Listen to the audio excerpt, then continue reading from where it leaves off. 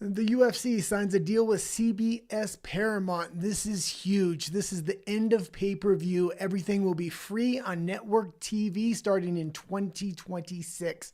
I expect with a tent-pole event such as UFC White House. Let's get into it. This is a highly personal issue to me. I used to teach jiu-jitsu. It was my passion for the longest time.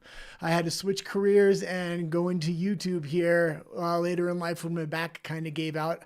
I really expected to teach jiu-jitsu and open my own gym for a long time, but the Lord had different plans for me, I guess.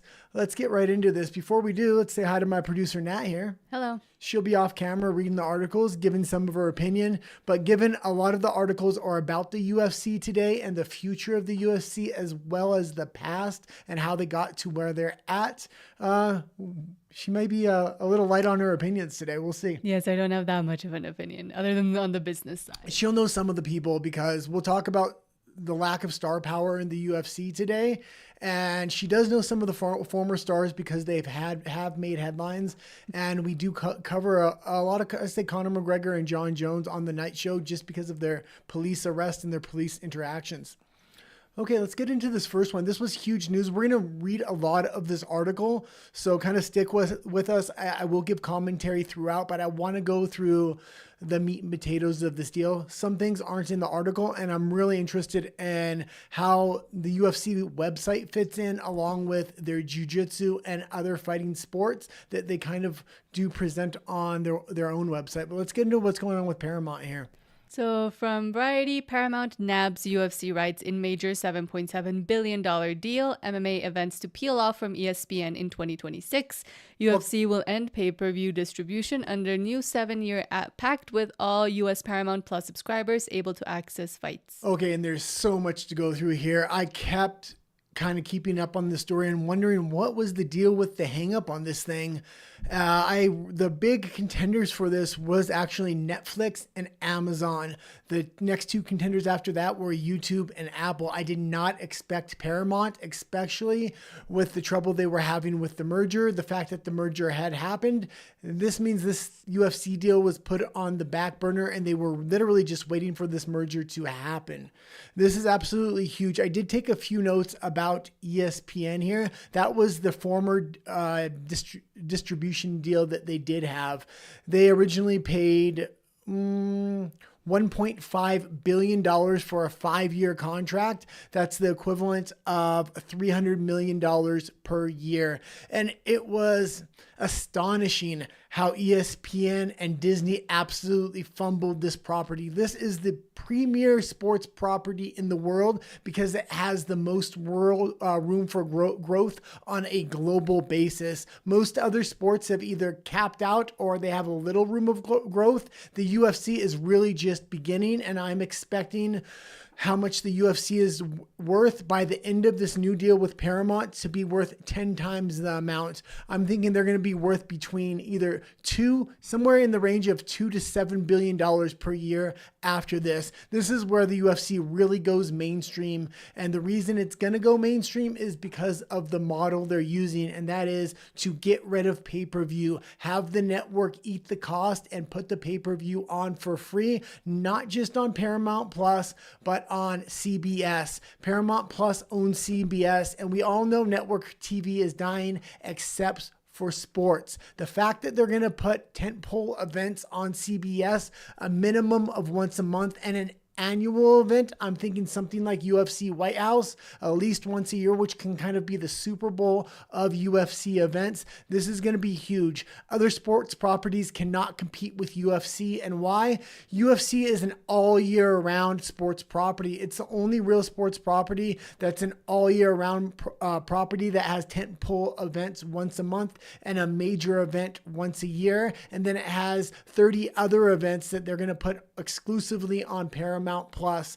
This is going to allow not just an American audience through CBS to watch these tentpole events, but it's going to appeal to a global audience for a fraction of what it used to cost. What do I mean by that? If you live internationally, you might not have CBS, but you will have access to Paramount Plus for like $5 to $10 a month. This is extremely reasonable and doable. CBS is also looking to buy the rest of the global contracts or other global contracts for the UFC to put it free on network TV.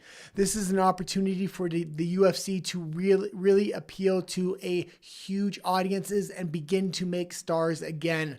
Their star power has been declining because of the model they were in with ESPN. Okay, let's go into this, and there is a ton to cover in this story. David Ellison, the new CEO of Paramount, pinned a major new deal for the media company he just took over. Paramount Skydance on Monday announced a 7-year media rights agreement with TKO Group, under which Paramount Plus will become the exclusive home of all UFC events in the U.S. And put a pin in this. David Ellison is looking like a genius here.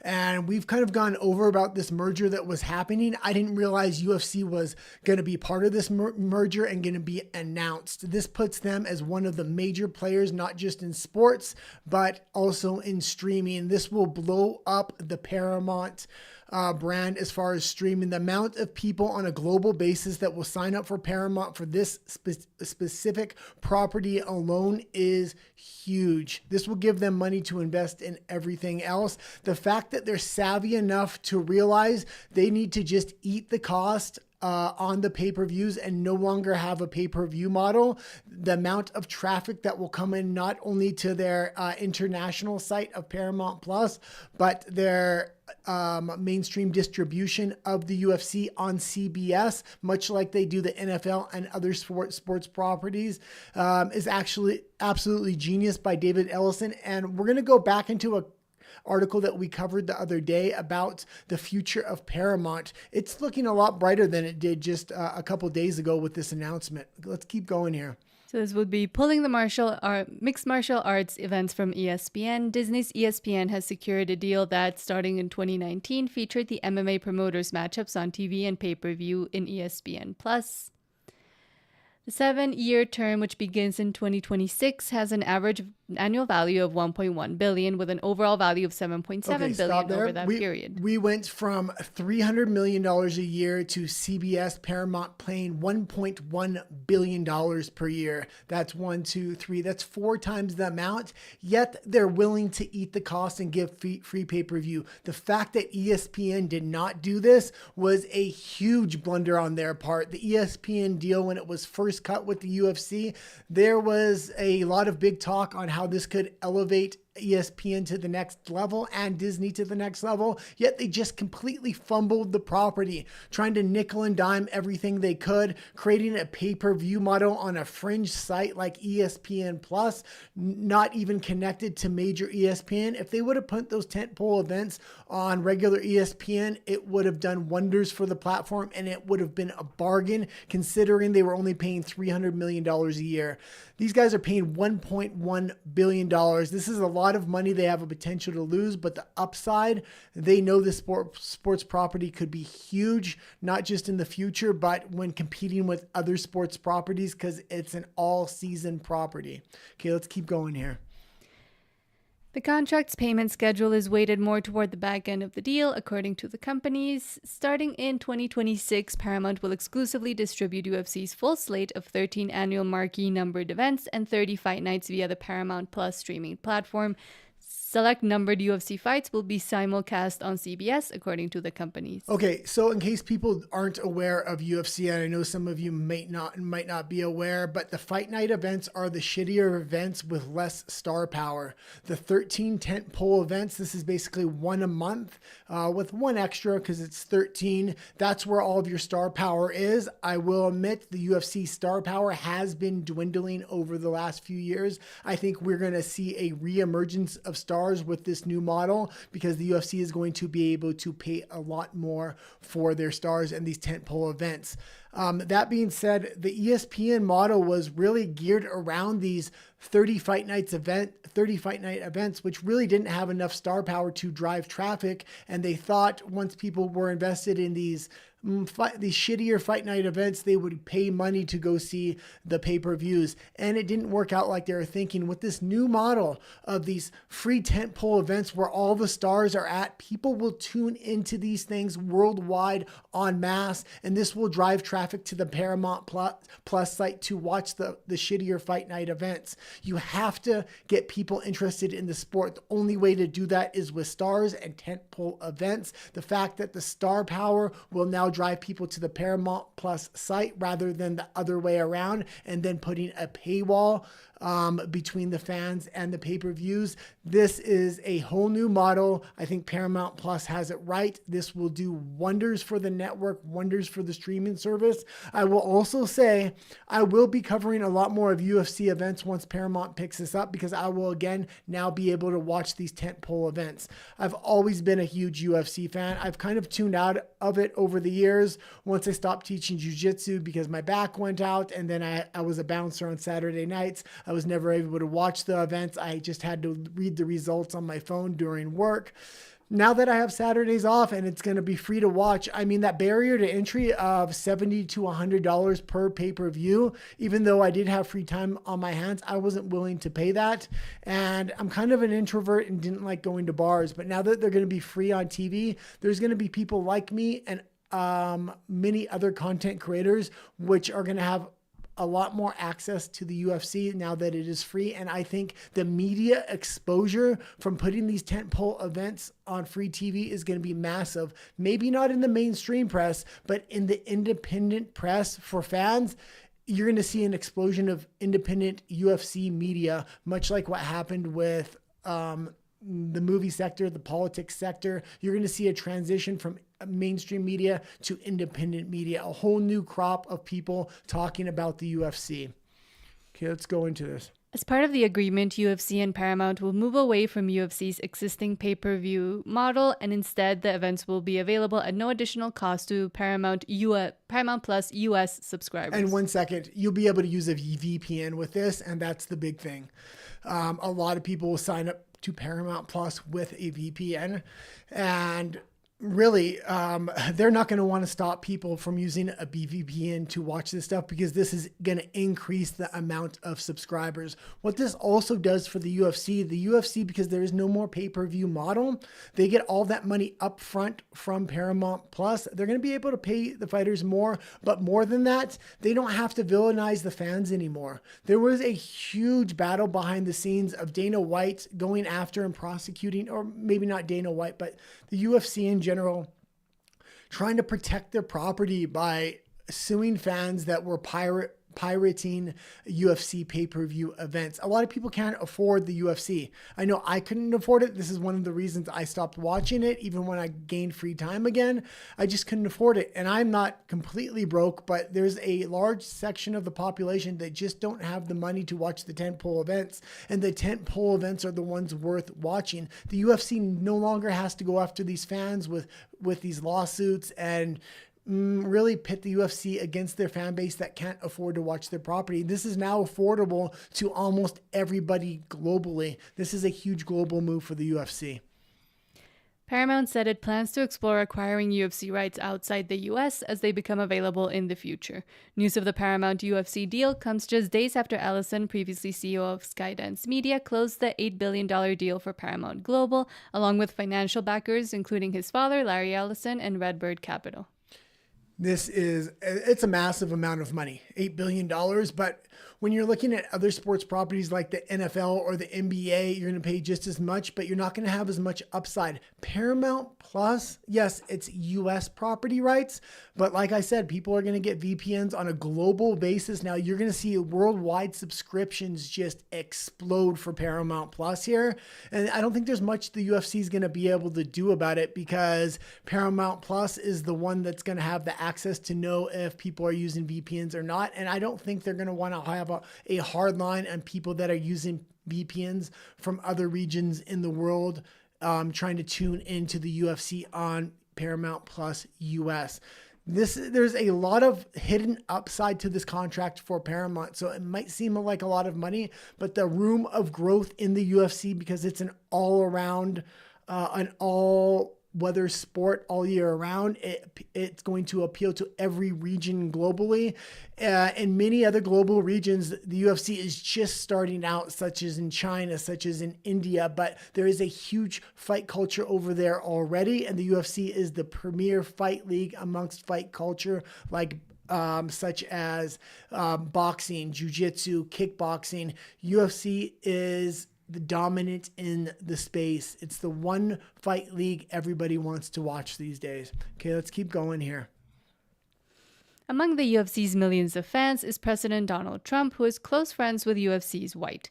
Next year, as part of the celebrations for the US's 250th birthday, the White House will host a premier UFC fight. And stick a pin in it right here. This is huge. They're going to have 13 tentpole events a year. I think with this model, they're thinking once a year, that 13th event is going to be the Super Bowl of UFC events. This next year in 2026, right around the time this new contract starts, they're going to go to the White House. Every fighter for the UFC that has any kind of star power is asking to fight on that card, and they will fight at a discounted rate because it is going to be a global event. It's going to be a US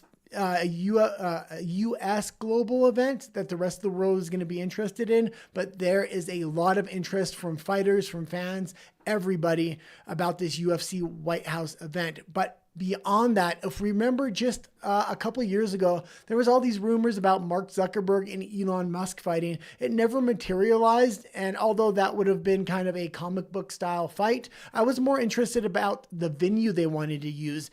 Elon Musk, the UFC, and Zuckerberg were all in talks with Italy to use the original, what do you call the big... Coliseum? Yeah, they were in talks to use the Coliseum. It was pretty much already negotiated. If the two fighters, Zuckerberg and Musk, would have stuck with the fight, it would have happened at the Coliseum. This is going to show the ability for the UFC to negotiate contracts at very spectacular locations once a year. You can't do it for every tentpole event, but for that Super Bowl event that they want the world to watch, that they put every major fighter on, and they plan all the fights for the rest of the year around that one event, so every fighter will be able to fight on that one card, is going to be huge. It will turn into the Super Bowl of fighting, basically. It has an opportunity to get much bigger than the NFL. The NFL has an audience in the United States, Canada, and Mexico primarily. Yes, people watch it outside of there, but it's not like soccer. Soccer has a global audience, and that's what the UFC's real potential is in the end. They will be the biggest global sport one day, and this contract is going to start to ensure that. Okay, let's continue to go. While ESPN is losing UFC, it's gaining WWE. Starting in 2026, ESPN's standalone streamer will be the exclusive US home to WWE's tentpole events like WrestleMania, under a 5-year deal. Okay, I don't want to shit on WWE, but it's fake fighting. Okay, nobody wants to watch fake fighting, and I know Nat over here thinks she used to make fun of me because I used to watch UFC. She says, "Oh, that's fake." It's just like the WWE. No, the UFC isn't fake. The WWE is, and it's the WWE itself is a shadow of what it used to be. I used to love and watch wrestling as a child. As I grew older, I grew out of it and kind of got much more into the UFC itself. The WWE was on Netflix, so the fact that it's moving over to ESPN, you can see the progression of growth. They're trying to take probably the same path that the UFC went. Let's talk about the UFC's trajectory overall. Let me see here. Okay, the UFC started on Spike TV, which was a fringe network. From there, once that contract ran out, they went over to Fox. This was network TV, but it wasn't quite as big as for sports properties necessarily. From Fox, it went to ESPN. This was expected to be a major deal. ESPN completely fumbled the ball with this one. There was also expected to be sports betting put on the ESPN app on TVs, which never kind of materialized, or at least not yet. That was expected to really help out these UFC Fight Night events, but because that never materialized, I think it helped hurt the UFC a little bit overall. From the ESPN contract, which is expiring this year, they will be going to Paramount Plus, but more importantly, CBS, and no more pay-per-views. This is why this contract is huge. From here, the sky's the limit. The UFC is making billions of dollars on an annual basis right now. Eventually, they'll be able to buy out other sports properties and start their own network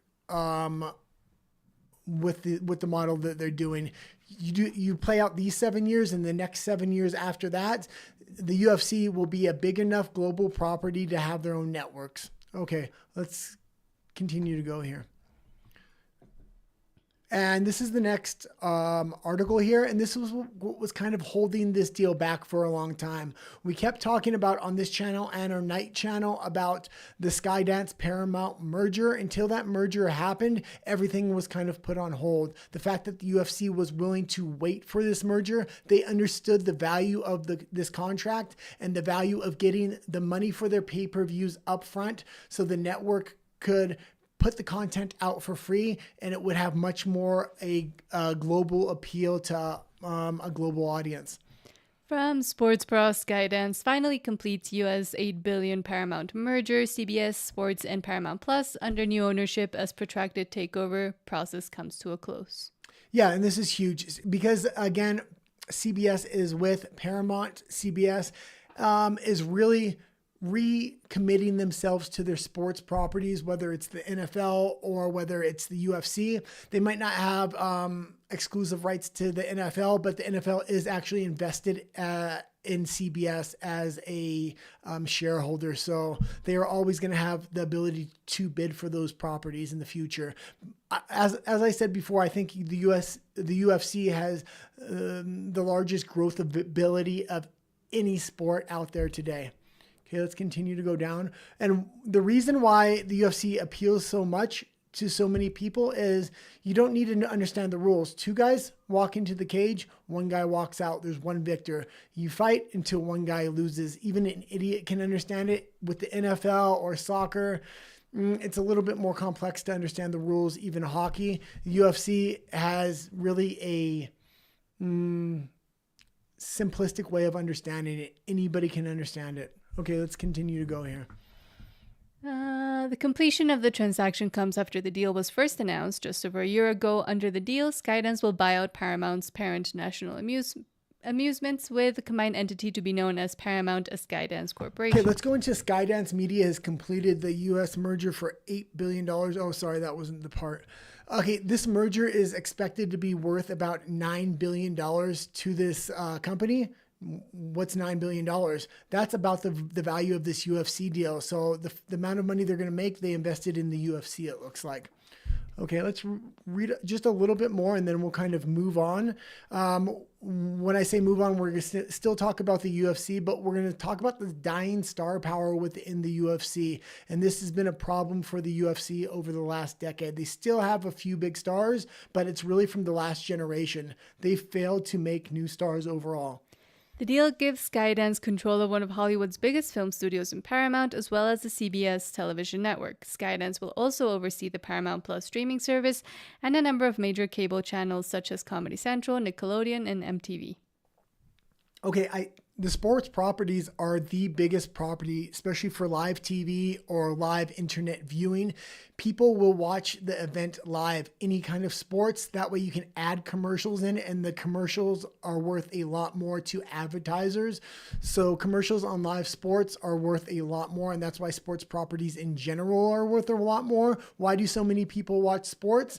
Not just because they're interesting, but also because they may be actively involved in collegiate sports or general sports in their local communities. This is why sports is popular. But the second reason is because of betting. Betting has made sports extremely popular. And as betting becomes more and more mainstream, especially with legislation expected to be passed in the US where you're going to be able to bet on your TV and your phone with apps, it's only going to increase the exposure of these sports. Okay, let's continue to go. From Bleacher Report, booking a dream UFC White House card in 2026. Okay, so we're going to go into this Dream White House card, and this will be a big event. This is probably the biggest event the UFC has ever held, not necessarily by seat value or how many seats they have. It's not a stadium of 70,000 people, which the UFC has successfully done before, and they could do again, but making the event something special at a special location like the Coliseum or the White House really crosses over beyond sports and it gets into mainstream media. So the closer this event gets, the more exposure it will have because of its location, not necessarily because of its size. And I think this is a good motto going forward, to have one tentpole event every year that every UFC champion kind of wants to fight in. Let's go to it. If Donald Trump and Dana White are to be believed, the UFC will promote a historic MMA card on the White House lawn to commemorate the 250th birthday of the United States of America next Independence Day. Of course, most would agree the promises of politicians and fight promoters should be taken with a golf ball grain of salt. Still, if this plan goes ahead, there's little question the result will be one of the biggest nights in combat sports history. Okay, and this is important because I didn't know it was going to probably be on Independence Day. So the fact that it's going to be on Independence Day, that means this Paramount Plus CBS contract is going to kick in a little bit early, which is good. This is going to give them quite a few months to get all the kinks worked out. If we remember Netflix, when they hosted the Jake Paul Mike Tyson fight, it was almost impossible to watch that fight because the stream kept going down. They couldn't keep up with the amount of traffic. This is going to allow them to expand their bandwidth, but when it comes to network TV, it's not going to drop. So people in the US are going to be able to watch this without the stream dropping, which is important. The question is, can Paramount Plus handle an event like this? I don't think they understand the magnitude of this UFC White House event. They better have their servers up and running. They better expand their servers. They're going to have time to do that. They better hold another large event before that Paramount Plus event, just so they can understand the capacity of their servers. Okay, let's continue to go with this. Already, some of the biggest stars the UFC has produced have stepped forward to call for spots on the White House card, including Conor McGregor and Jon Jones. Dozens of others have shared their hopes of They're participating. basically begging to go on these cards, these fighters. Conor McGregor, Jon Jones. Jon Jones retired, heard about this White House card. He said, I'm coming out of retirement. I'm back in the drug pool. Conor McGregor's made so much money, he doesn't really need to fight. So he typically has the heavier hand when it comes to negotiations. And when he fights, he dictates it. When this White House card came up, he immediately got back in the drug testing pool again and said he wants to be on that card. They will take a fraction of the money they usually make just to be on this tentpole event.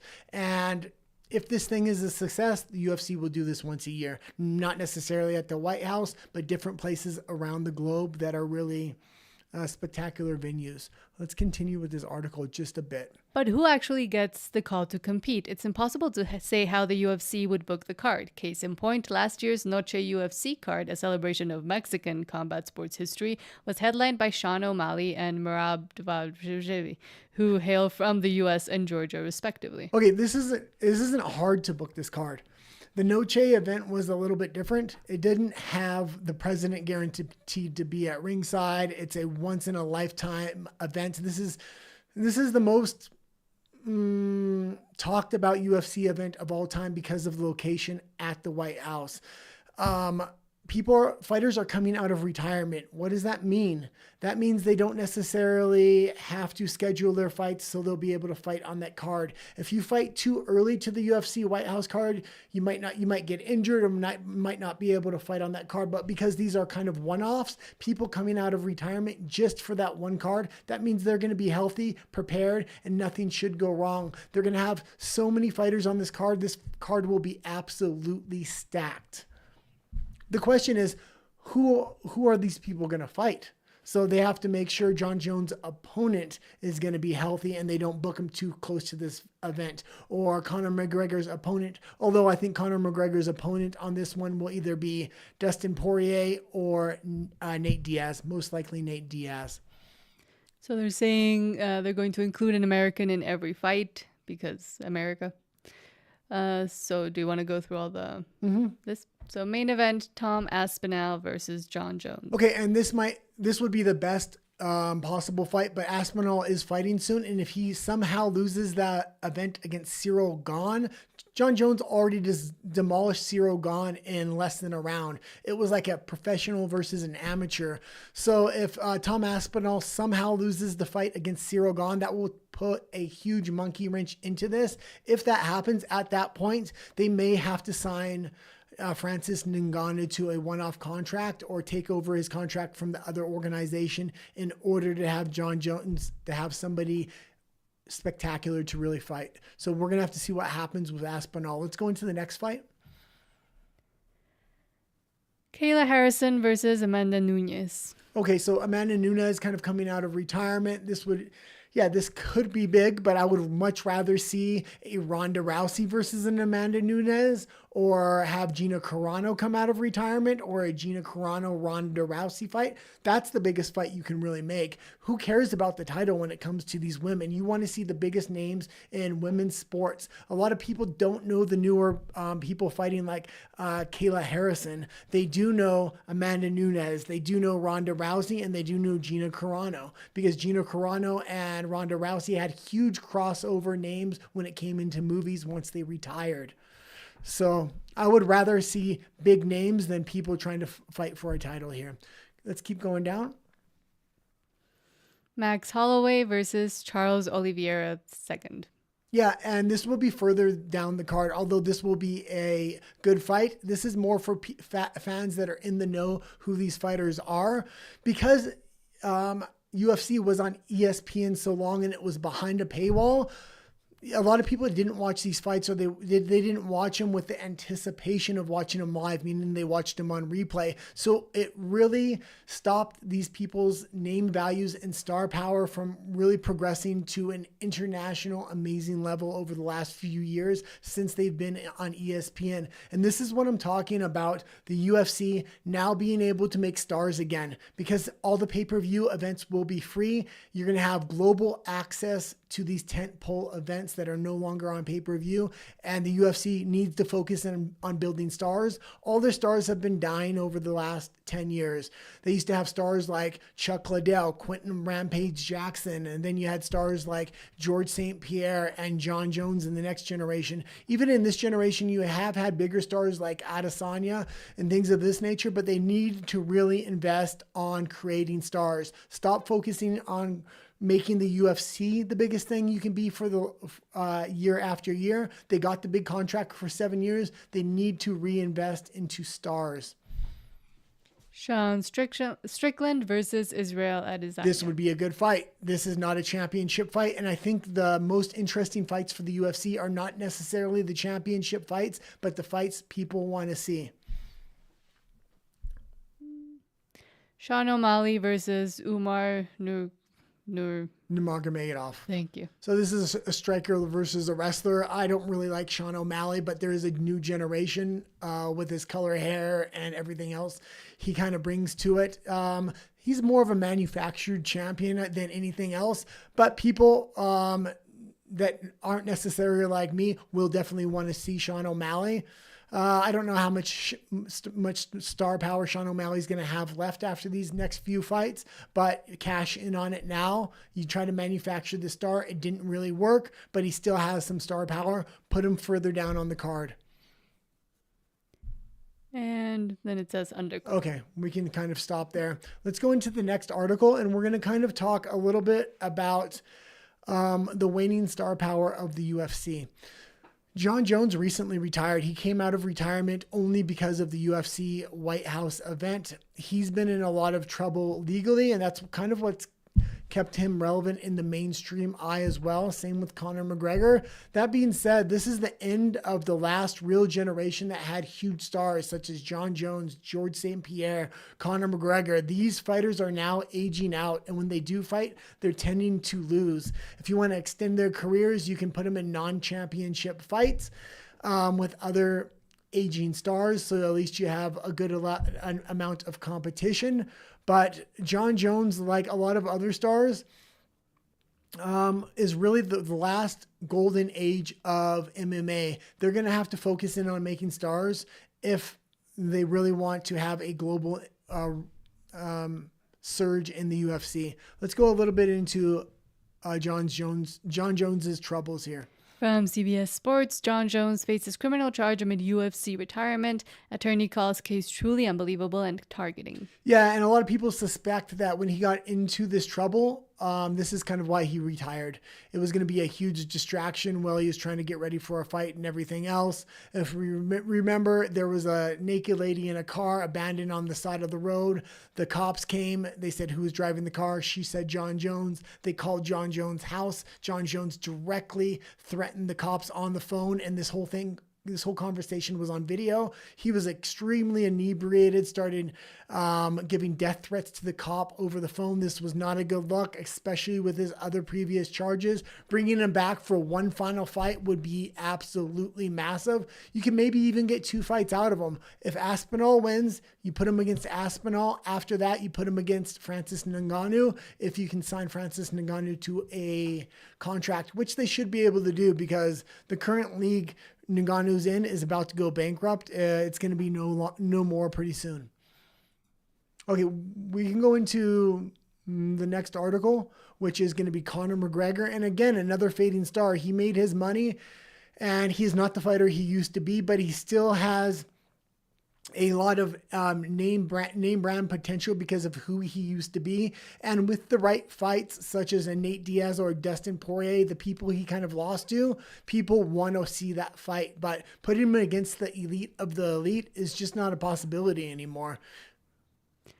Do you want me to read the headline? Yeah, read a little bit. UFC star Conor McGregor loses appeal in civil grape case. Yeah, and I think this was a completely fraudulent case, and a lot of evidence came out, such as the lady in the elevator afterwards. Her story just didn't match up on any level. It seems like she needs to be prosecuted for giving false allegations in this case. That being said, Conor McGregor has remained more relevant in the news for either cheating on his wife, doing drugs, or these grape cases he's been in the news about. Just like Jon Jones, they remain relevant because of their out-of-the-ring antics. It's the in-ring antics that really make superstars, though. Okay, I just wanted to kind of bring up that headline. We can go to the next one. And we got Khamzat Chimaev here. And again, this is another UFC star. Now, he is from the newer generation, so this is somebody you would have wanted to focus in on and made a star, but he has so much trouble, maybe even more trouble than the other UFC fighters. During COVID, he got the jibby jab illness, and then that lingered on and on and on. He's gotten re-sick, and his lungs are completely messed up. This is why he has to fight so hard in round 1 or 2, because his gas tank is really probably not at its top shape anymore because of the amount of sicknesses he has been in. Even if he wins this fight, it's rumored that he's going to retire after this because he's been so sick lately. This is the big fight that's coming up, and I am going to go watch this. He's going to fight the South African champion. So this is the first UFC event I've been interested in a long time. I'll go to watch this somewhere in Mexico City. That being said, Chimaev has also made major headlines because of Khamzat Kadyrov, who is really a modern day villain. And I think the UFC should kind of lean into this. Khamzat Kadyrov runs, what country does he run? It's a region within Russia, and he creates militants,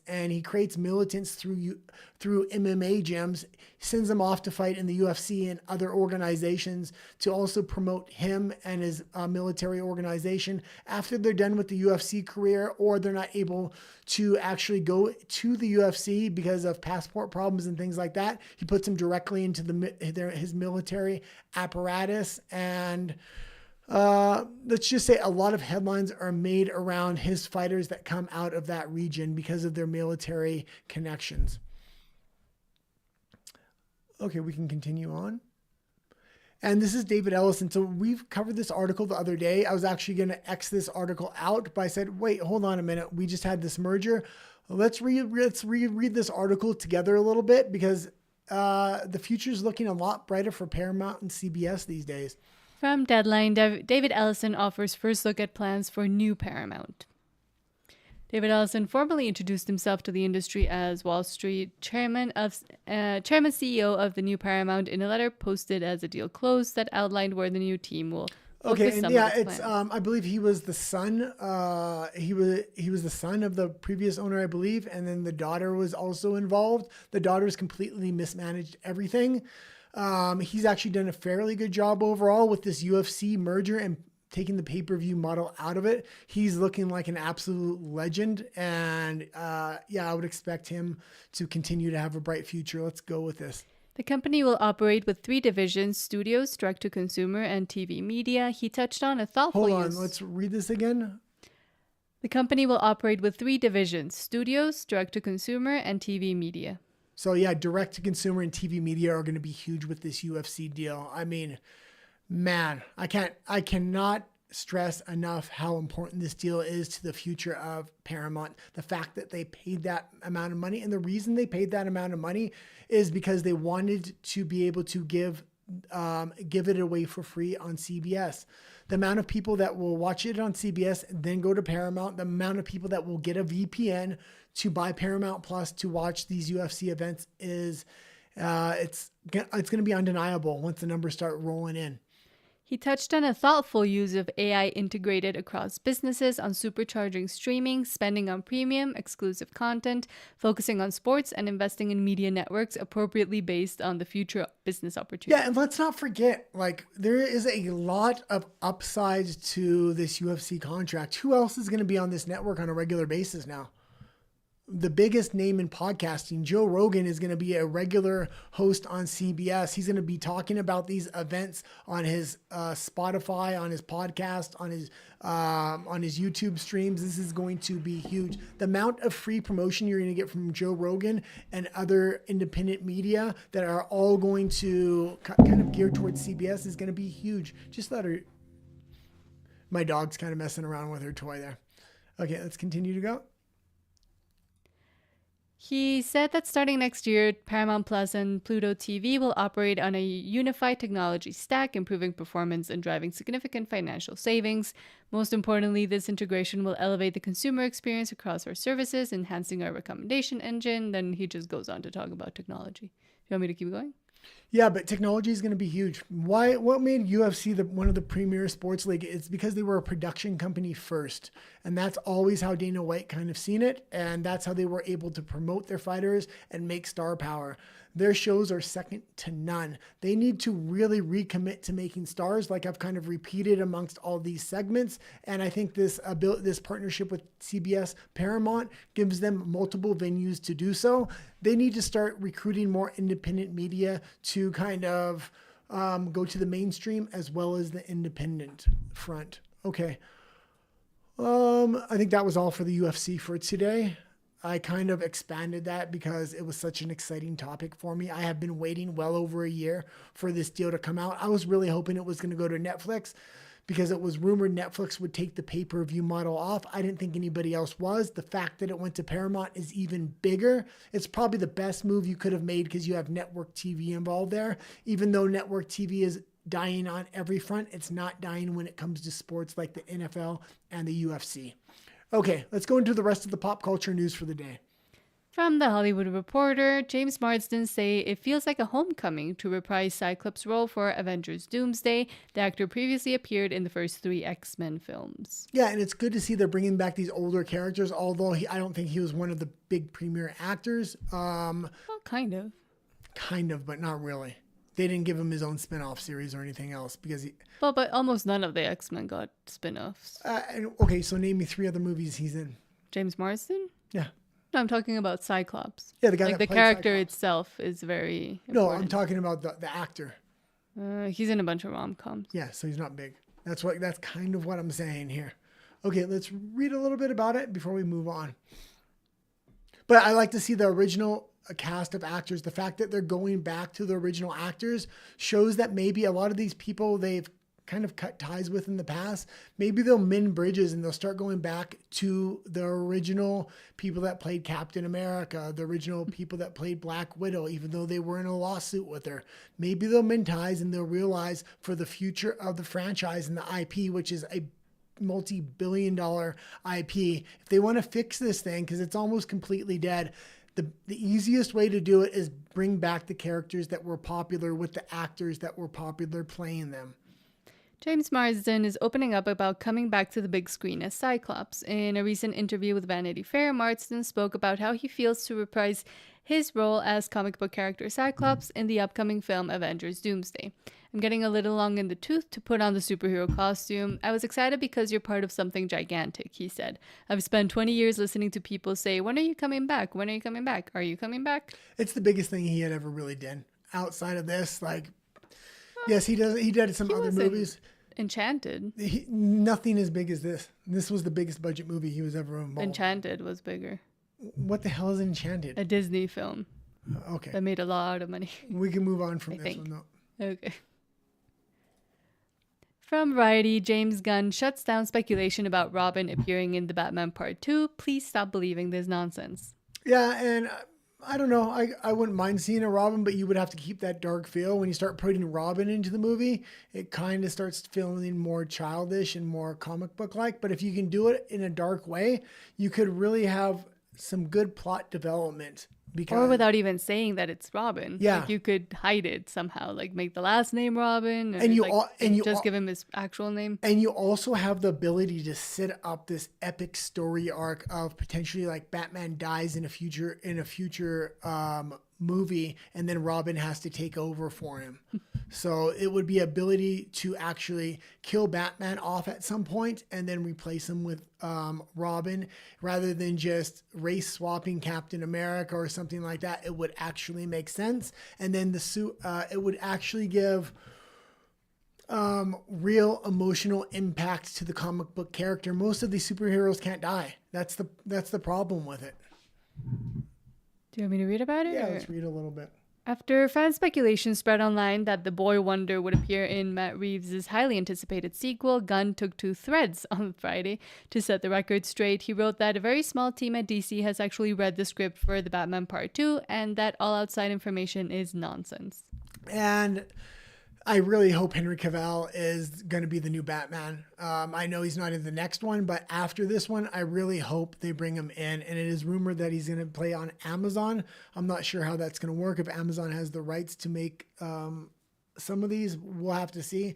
But he is my choice for the future Batman, especially with such a weak Batman they currently have playing him. What's this kid's name again? Robert Pattinson. Robert Pattinson. Like, not real masculinity to me, but let's continue to go here. Oh, and I put this story in specifically for Nat. She's going to force me to go watch this tomorrow. I'm completely against it. I've protested. Well, because I want to review it as well. She tries to play the victim and say, oh, you can stay home if you don't want to watch it with me. Of course, I'm going to go watch it with you, but I'm not going to. Well, it'd be interesting to have a men UFC. I only care about fights opinion. I talk about comic book movies all the time. And everything. That's the same vein. This is a different vein. From Variety. I talked about My Little Ponies the other day. Ew. From Variety, Jamie Lee Curtis calls out critic as a tad harsh for negative Freaker Friday review. Some people love it. And I want to watch it just because of the nostalgia of the old one, not that I'm saying I think this is going to be good. I've been seeing mixed reviews as well. Okay, yeah. Listen to Jamie Lee. But Jamie Lee is insufferable, I will admit. I looked at the box office on this. This thing is doing horrible. It cost $42 million to make. It's not even going to make back the budget it took to make the movie, let alone the marketing budget. And the marketing budget was huge for this. I think they thought they would make a cheaper movie on the cheap, and because it had a built-in fan base, they would focus most of the money on the marketing, because I've seen this movie kind of everywhere on posters, even though I'm not interested in it. I knew Nat was, so it always kind of caught my eye when I did see posters or marketing on YouTube or wherever. The marketing for this thing was pretty huge, so it's not even going to make back its production budget, let alone its marketing budget. I know we did watch Film Threat the other day. What's the Asian guy's name? Yeah. I don't know either of their names. Oh, yeah, you do. Because I always make fun of you and say you're my, oh, God, what is his name? No idea. I don't know. I don't know what the other guy's name is either. Okay, anyway, the Asian gentleman from Film Threat, why can't I remember his name? Oh, it's on the tip of my freaking tongue. Andy? No, not Andy. That's the only name that was coming I'm up. going to have to look it up now. You're really just going to... What's the name of the main guy? Gore. What Gore? Well, as Guy mentioned, he did do a lot of fighting in MMA, so his brain sometimes goes on him. Chris Gore, but that's not the one I want. Alan? Oh, Alan. They always play the intro because I always walk around the house saying Alan after they play the intro. So that's why it was bothering me. I couldn't remember his freaking name. Alan actually went to the show with his daughter and he had zero expectations for this thing. I think more of the adventure of going out with his daughter to the mall and they thought this movie was going to suck. He actually ended up liking it. So maybe I'll be more like Alan and I'm expecting to be disappointed in this movie and I'll be pleasantly surprised. I don't know. Supposedly there's like a lot of DEI woke garbage put into it, but I'm ready to be surprised. And it is what kind of to expect nowadays with anything Disney or female focused or even centered. That's the one place I think they still think they can put stuff in this. Let's remember again, production schedules. It takes quite a while from script to actually seeing it on screen. So the script was probably written in the midst of, the woke era. But I as much as Jamie Lee Curtis's politics and his son annoys me, she is she has good comedic timing still, and she does have a lot of physical comedy apparently. But I will kind of say this. This had a lot of woke DEI garbage in it, supposedly. I don't know yet. I'll know when I see, but that's the rumor. But because this is not geared towards a male-centric audience, they probably didn't think it was as important to take a lot of it out or re-edit it because this was made during the progressive era, because it is geared towards LGBTQ, because it is geared towards females as well.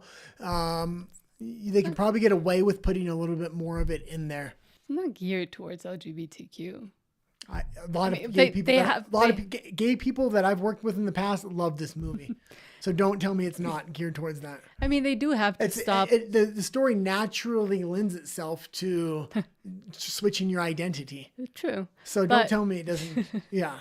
But I will say it is nice to see Lindsay Lohan maybe make a comeback. I mean, she was on the track to become huge and then unfortunately kind of fell off the wagon. She has an amazing plastic surgeon because she went from a drug addict to looking. We can't say that word. Went to what would you say then?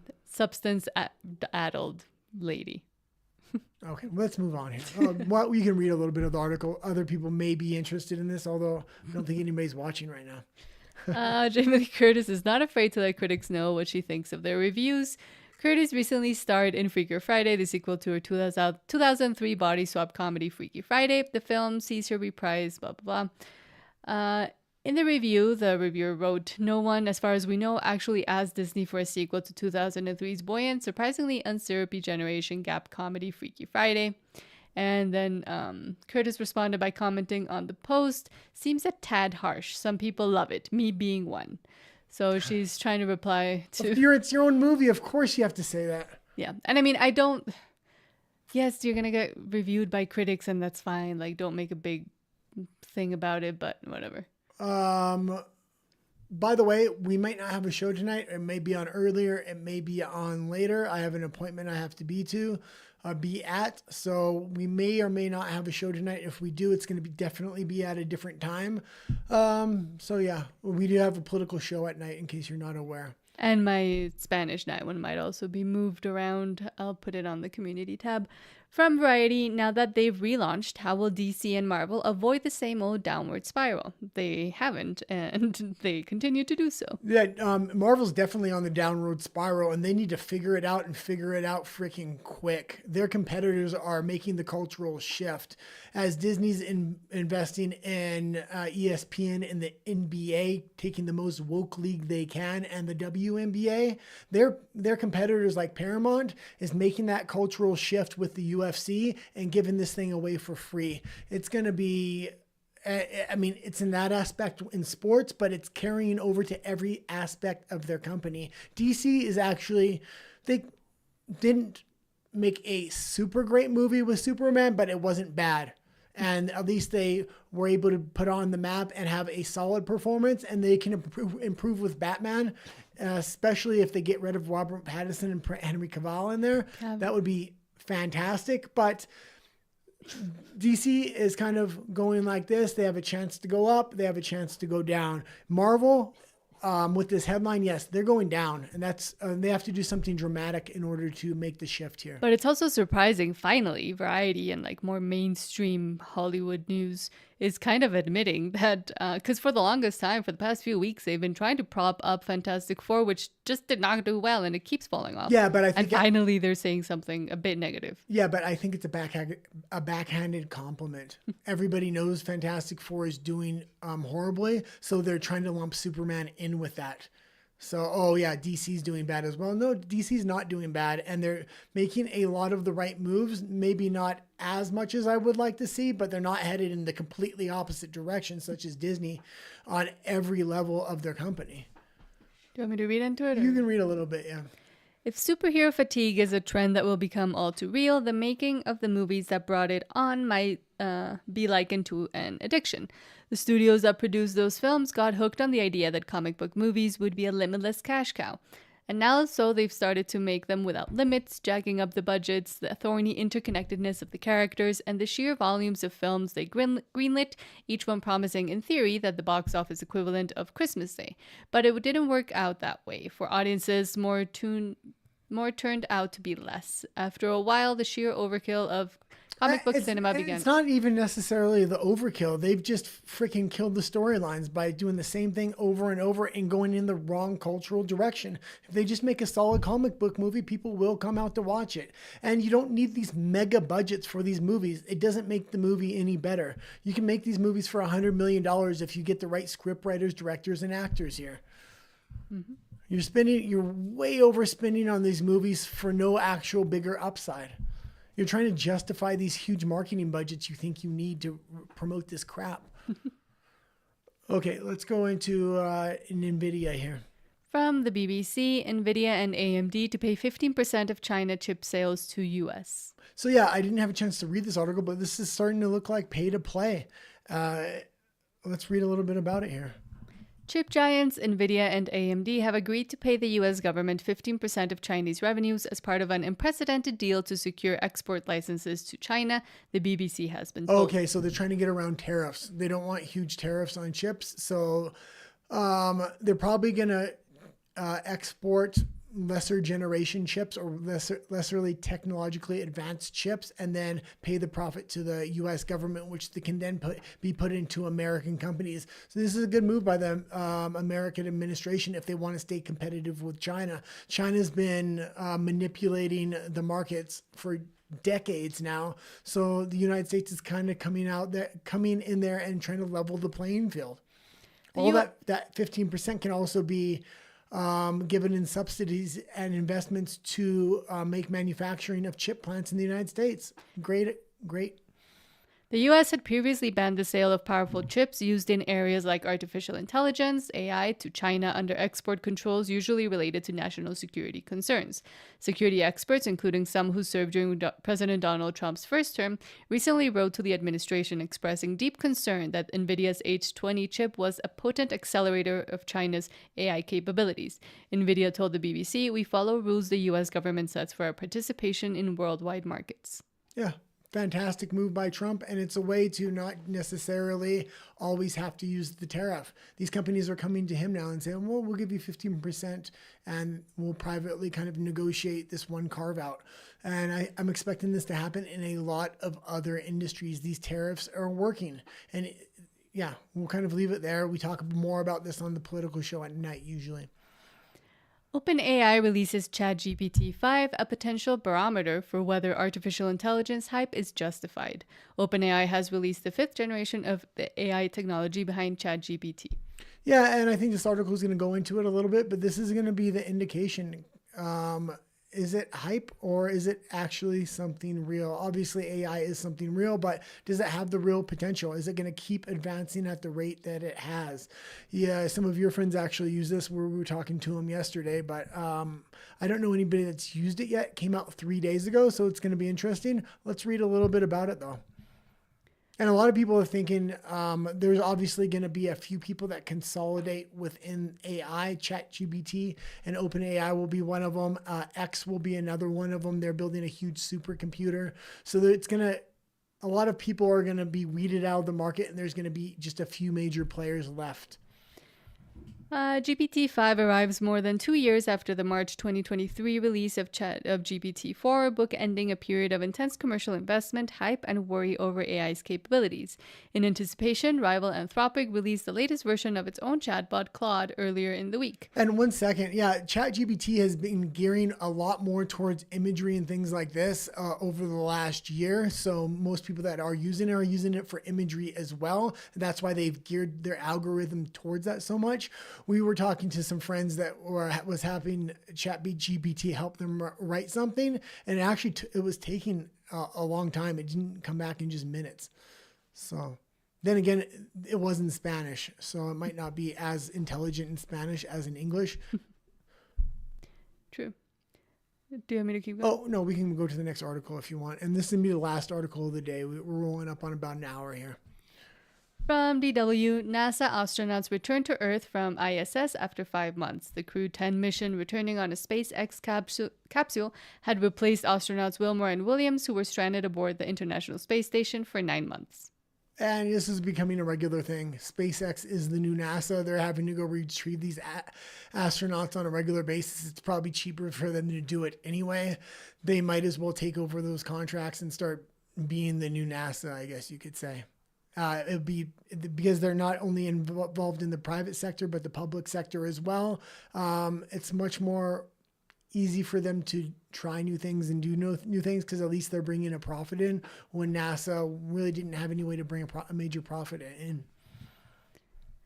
Let's read a little bit about it. 4 astronauts from NASA's Crew 10 mission have returned back to Earth following an almost 18-hour journey after departing the International Space Station on Friday aboard a SpaceX Dragon capsule. Okay, let's pause it there. And let's remember this capsule or this International Space Station is going to be decommissioned in 2030. And China is going to be the only one with a space station there.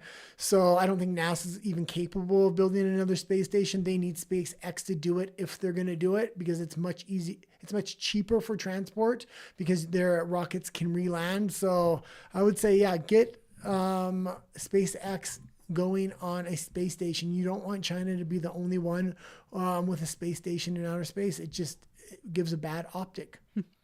From the entire Crew 10, thank you, radioed McLean, the Dragon commander, soon after splashdown. It was truly the ride of a lifetime. The crew's return wraps up NASA's 10th commercial crew rotation. According to the space agency, the 4 astronauts conducted more than 200 important and time-sensitive research experiments over 146 days, including studies on plant growth and cell behavior in microgravity.